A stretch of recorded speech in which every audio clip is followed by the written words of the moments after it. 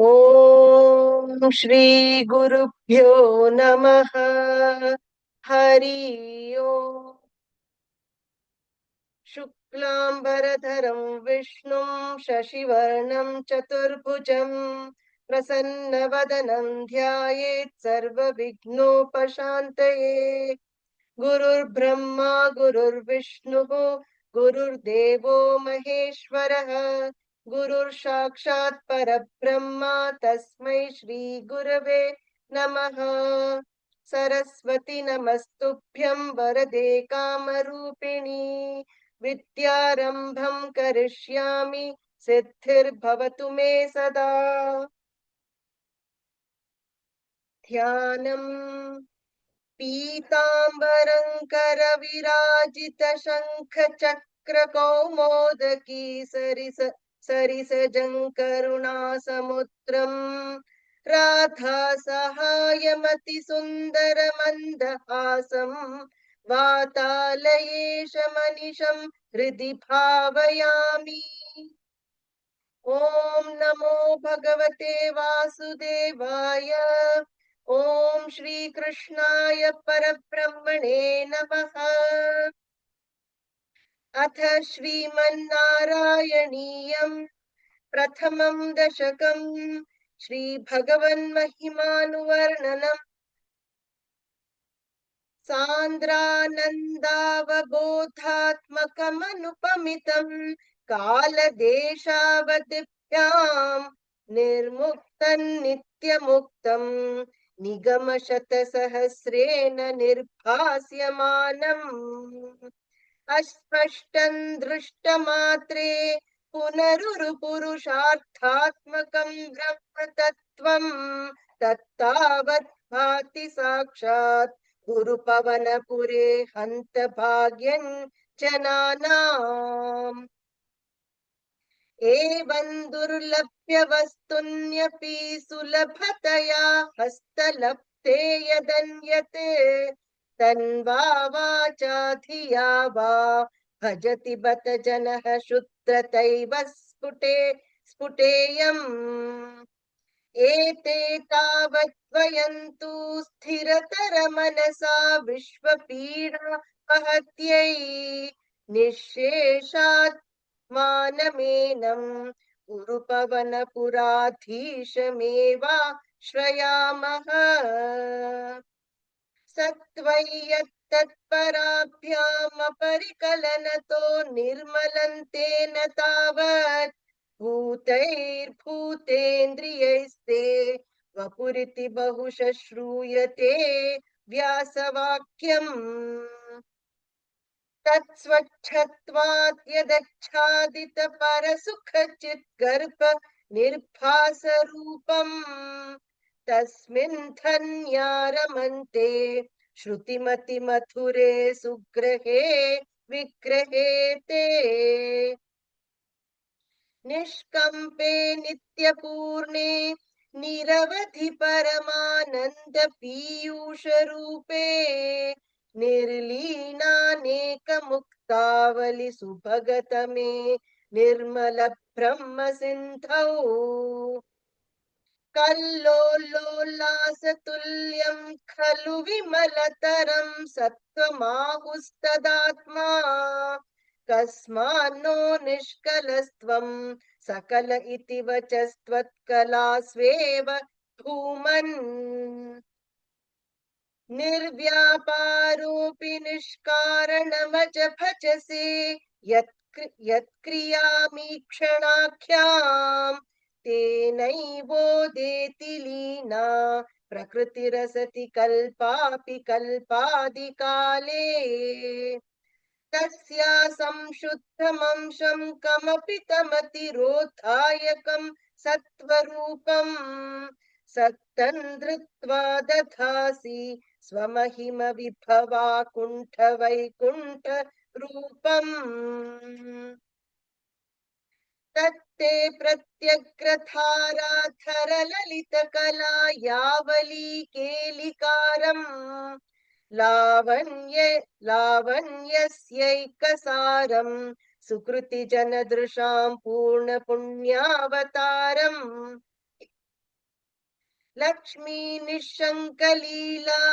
निलयनममृतस्यन्दसन्दोहमन्तः सिञ्चित् सञ्चिन्तकानां वपुरनुकलये मारुतागारनाथ कष्टा ते सृष्टिचेष्टा बहुतर भवखेदावः जीवभाजाम् इत्येवं पूर्वमालोचितमजितमया नैव मत्याभिजाने नो चेज्जीवाः कथं वा मधुतरमिदं त्वत्वपुश्चित्रसार्द्रम् नेत्रे श्रोत्रेश्च पीत्वा परमरससुधाम्बो बोधिर पूरेरमेरन् नम्राणां सन्निधत्ते सततमपि पुरस्तैरनभ्यर्थितान् कामानजस्रम् वितरति परमानन्दसान्द्राङ्गतिं च इत्थं निःशेषलभ्यो निरवधिकफलपारिजातो हरे त्वम् क्षुद्रन्तं शक्रवाटी द्रुममपि लशति व्यर्थमर्थिव्रजोऽयम् कारुण्यात् काममन्यं ददति खलु परे स्वात्मदस्त्वं विशेषात् ऐश्वर्यादीशतेऽन्ये जगति परजने स्वात्मनोऽपीश्वरस्त्वम् त्वय्युच्चैरारमन्ति प्रतिपदमधुरे चेतना स्फीतभाग्याः त्वञ्चात्मा राम एवैत्यतुलगुणगणाधार शौर्ये नमस्ते ऐश्वर्यं शङ्करादीश्वर विनियमनं विश्वतेजोहराणाम् तेजःसंहारि वीर्यं विमलमपि यशो निःस्पृहैश्चोपगीतम् अंगासंगा सदा श्रीरखिल विदसि न क्वापि ते संगवार्ता तद्वातागारवासिन् मुरहर भगवच्छब्द मुख्याश्रयोऽसि इति श्रीमन्नारायणीये श्रीभगवन्महिमानुवर्णनं नाम प्रथमं दशकं समाप्तम् नारायणाखिल गुरो भगवन्नमस्ते नारायणाखिल गुरो भगवन्नमस्ते अथ द्वितीयं दशकं श्रीभगवद्रूपवर्णनम् सूर्यस्पर्धि किरीटमूर्ध्वतिलक प्रोद्भासि फालान्तरम् कारुण्याकुल नेत्रमार्द्रहसितोल्लासं सुनासापुटम् गण्डोद्यन्मकराभकुण्डलयुगम् कण्ठोज्ज्वलकौस्तुभम् त्वद्रूपं वनमाल्यहारपटल श्रीवत्स दीप्रं भजे केयूराङ्गद कङ्कणोत्तम महारत्नाङ्गुलीयाङ्कित श्रीमद्बाहु चतुष्क सङ्गत गदा शङ्खारि पङ्केरुहाम् काञ्चित् काञ्चन काञ्चिलाञ्छितलसत् पीताम्बरालम्बिनीम् आलम्बे विमलाम्बुजद्युतिपदाम् मूर्तिं तवार्तिच्छिदम् यत्रैलोक्यमहीयसोऽपि महितम् सम्मोहनं मोहनात् कान्तं कान्तिनिधानतोऽपि मधुरम् माधुर्यधुर्यादपि सौन्दर्योत्तरतोऽपि सुन्दरतरम् त्वत्रूपमाश्चर्यतोऽप्याश्चर्यं भुवनेन कस्य कुतुकम् पुष्णाति विष्णो विभो तत्तादृङ्मधुरात्मकं तव वपुः सम्प्राप्य सम्पन्मयी सा देवी परमोत्सुका चिरतरं नास्ते स्वभक्तेष्वपि तेनास्याबत कष्टमच्युत विभो त्वद्रूपमानोज्ञक प्रेमस्थैर्यमयाद चापलबलात् चापल्यवार्तोदभूत् लक्ष्मीस्तावकरामणीयकहृदैवेयं परेष्वस्थिरे त्यस्मिन्नन्यदपि प्रमाणमधुना वक्ष्यामि लक्ष्मीपते ये त्वध्यानगुणानुकीर्तनरसासक्ता हि भक्ता जनाः तेष्वेषा वसति स्थिरैव दयितप्रस्तावदत्तादरा एवं भूतमनोज्ञतानवसुधा निष्यन्दसन्दोहनम् त्वद्रूपं परचित्रसायनमयन् चेतोहरं शृण्वताम् सद्यः प्रेरयते मतिं मदयते रोमाञ्चयत्यङ्गकम् व्यासिञ्चत्यपि शीतबाष्पविशरैरानन्द मूर्च्छोद्भवैः एवं भूततया हि भक्त्यभिहितो योगः स योगत्वयात् कर्मज्ञानमयात् पुरुषोत्तमतरो योगीश्वरैर्गीयते सौन्दर्यैकरसात्मके त्वयि खलु प्रेम प्रकर्षात्मिका भक्तिर्निःश्रममेव विश्वपुरुषैर्लभ्या रमावल्लभ निष्कामन्नियतस्वधर्मचरणै यत्कर्म योगाभिधम् तद्दूरेत्यफलै यदोपनिषदज्ञानोल्पलभ्यं पुनः सुदुर्गमतरं चित्तस्य तस्माद् विभो त्वत्प्रेमात्मकभक्तिरेव सततं स्वादीयसी श्रेयसी अत्यायासकराणि कर्मपटलान्याचर्य निर्यन्मलाः बोधे भक्तिपथे तवाप्युचिततामायान्ति किं तावता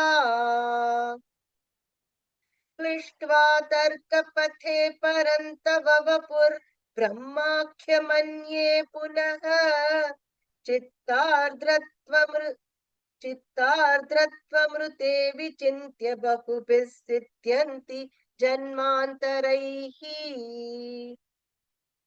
त्वद्भक्तिस्तु कथारसामृतझरी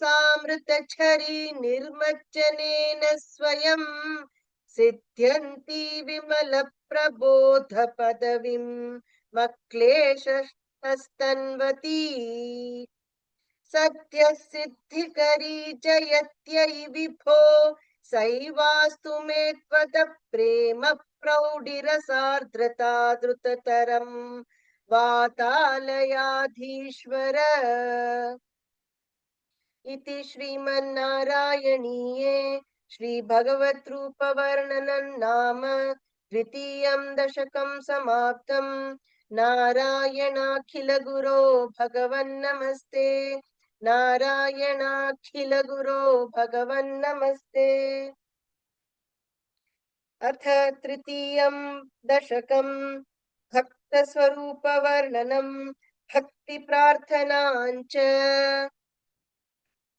पठन्तो नामानि प्रमदभरसिन्धौ निपतिताः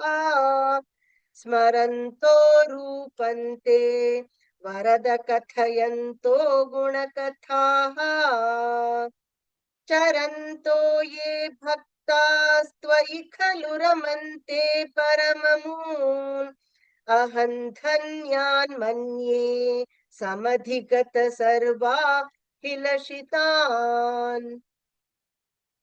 गदक्लिष्टं कष्टं तव चरणसेवारसभरेऽप्यनासक्तं चित्तं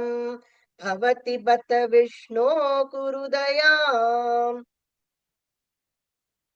भवत्पादाम्भोजस्मरणरसिको नाम निवहान् अहं गायं कुहचन विवत्स्यामि विजने कृपा ते जाता चेत् किमिव न हि लभ्यन्तनुभृताम् मदीयक्लेशौघप्रशमनदशा नाम कियती न के लोकेऽस्मिन्ननिशमयि शोकाभिरहिताः भवद्भक्ता मुक्ता सुखगतिमसक्ता विदधते मुनिप्रौढारूढा जगति खलु गूढात्मगतयः भवत्पादाम्भोजस्मरणविरुजो नारदमुखाः चरन्तीशस्वैरं सततपरिनिर्भातपरचित् सदानन्दाद्वैत प्रसरपरिमग्नाः किमपरम् भवद्भक्तस्फीता भवतु मम सैव प्रशमयेत् अशेषक्लेशौघं न खलु हृदि सन्देहकणिका न चेद्व्यासस्योक्तिस्तव च वचनं नैगमवचः भवेन्मिथ्यारथ्या पुरुषवचनप्रायमखिलम् भवद्भक्तिस्तावत् प्रमुखमधुरा त्वद्गुणरसात् किमप्यारूढा चेत् अखिलपरितापप्रशमनी पुनश्चान्ते स्वान्ते विमलपरिबोधोदयमिलन् महानन्दाद्वैतं दिशति किमतः प्रार्थ्यमपरम् विधूय क्लेशान् मे कुरु चरणयुग्मन् धृतरसं भवक्षेत्रप्राप्तौ करमपि च ते पूजनविधौ भवन्मूर्त्यालोके नयनमथते पादतुलसी परिघ्राणे घ्राणं श्रवणमपि ते चारुचरिते प्रभूताधिव्याधिप्रसभचलिते मामकहृदि त्वदीयन्तद्रूपं परमसुखचिद्रूपमुदीयात् उदञ्चद्रोमाञ्चो गलित बहुहर्षाश्रुनिवहः यथा विस्मर्यासं दुरुपशमपीडा परिभवान् मरुद्गेहाधीश त्वयि खलु पराञ्चोऽपि सुखिनः भवत्स्नेही सोऽहं सुबहु परितप्ये च किमिदम् अकीर्तिस्ते मा भूत् वरद गदभारं प्रशमयन् भवद्भक्तो तंसं झटिति कुरु मां कंसदमन किमुक्तैर्भूयोऽभिस्तव हि करुणा यावदुदीयादहन्तावद्देव प्रहित विविधार्थ प्रलपितः पुरक्लुप्ते पादे वरद तव नेष्यामि दिवसान् यथा शक्तिं व्यक्तं नतिनुति निषेवा विरचयन् इति श्रीमन्नारायणीये भक्तस्वरूपवर्णनं भक्तिप्रार्थना चेति तृतीयं दशकं समाप्तम्। नारायणाखिल गुरो भगवन् नमस्ते नारायणाखिल गुरो भगवन् नमस्ते